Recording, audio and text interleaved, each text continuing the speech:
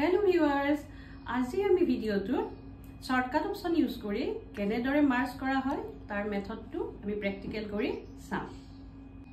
Merge cell হৈছে কি যে দুই তিনিটা সেল মিলাই আমি এটা সেল কৰা।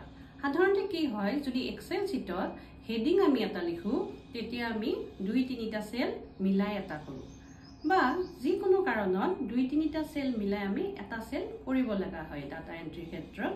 যদি আমি মাৰ্জ সেল নকৰো এটা সেলতে আমি এটা দীঘল লাইন লিখো সেই কলমটো বহল হৈ যায় আৰু তেতিয়া আমাৰ কি হয় ডাটাখিনি প্ৰিন্ট এৰিয়াৰ বাহিৰত গুচি যায়। সেই কাৰণে আমি মাৰ্জ সেল ইউজ কৰি দুই তিনিটা সেল মিলাই এটা সেল কৰো আৰু গোটেই ডাটাখিনি প্ৰিন্ট এৰিয়াৰ ভিতৰত আনি লওঁ।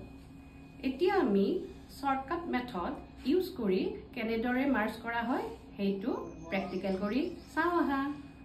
এতিয়া আমি এই সেলখিনি আমি সিলেক্ট কৰি লম। কৰি লৈ অল্টাৰ H M C এতিয়া আমাৰ মাৰ্জ হৈ গ'ল। তো আমাৰ গোটেই হেডিংটো ডাটাবিলাকৰ চেণ্টাৰত ডিসপ্লে হ'ল। ঠিক তেনেদৰে কেতিয়াবা যদি দুটা সেল আমি মাৰ্জ কৰিব লাগে তেতিয়াও আমি অল্টাৰ H M C কৰিব লাগিব। C মানে চেণ্টাৰ। তেনেদৰে আমি সেলবিলাক মিলাই লৈ এটা ডাঙৰ সেল কৰো আৰু হেডিং বা দুই তিনিটা লাইন একেলগে লিখাৰ কাৰণে আমি মাৰ্জ সেল অপশনটো ইউজ কৰো।